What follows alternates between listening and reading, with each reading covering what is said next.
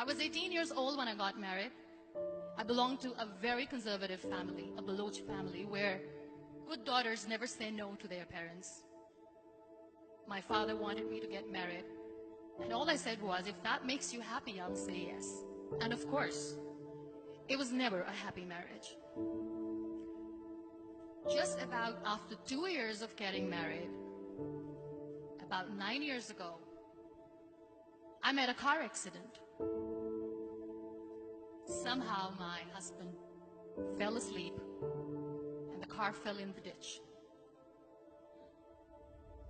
He managed to jump out, saved himself. I'm happy for him. But I stayed inside the car and I sustained a lot of injuries. The list is a bit long. Radius ulna of my right arm were fractured. The wrist was fractured. Shoulder bone and collarbone were fractured. My whole rib cage got fractured. But that injury that changed me and my life completely was the spine injury. Many people came to rescue. They gave me CPR. They dragged me out of the car. And while they were dragging me out, I got the complete transection of my spinal cord. Those 2.5 months in the hospital were dreadful. I was at the verge of despair. One day, doctor came to me and he said, well, I heard that you wanted to be an artist, but you ended up being a housewife. I have a bad news for you. You won't be able to paint again. Next day, doctor came to me and said, your spine injury is so bad, you won't be able to walk again. I took a deep breath and I said, it's all right. Next day, doctor came to me and said, because of your spine injury and the fixation that you have in your back, you won't be able to give birth to a child again. That day, I was devastated. I started to question my existence. Why am I even alive?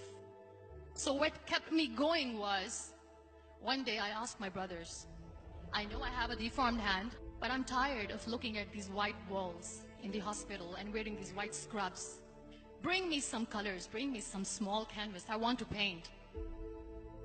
So the very first painting I made was on my deathbed, where I painted for the very first time. What an amazing therapy it was. Without uttering a single word, I could paint my heart out. I could share my story. People used to come and say, what lovely painting. So much color. Nobody could see the grief in it. Only I could.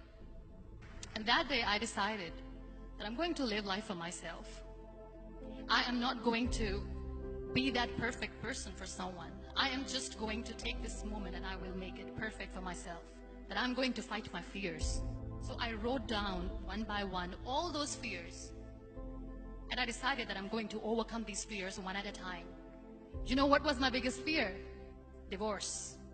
But the day I decided that this is nothing but my fear, I liberated myself by setting him free. And I made myself emotionally so strong that the day I got the news that he's getting married, I sent him a text that I'm so happy for you and I wish you all the best. And he knows that I pray for him today. Number 2 was, I won't be able to be a mother again. And that was quite devastating for me. But then I realized there are so many children in the world, all they want is acceptance. So there is no point of crying, just go and adopt one. And that's what I did.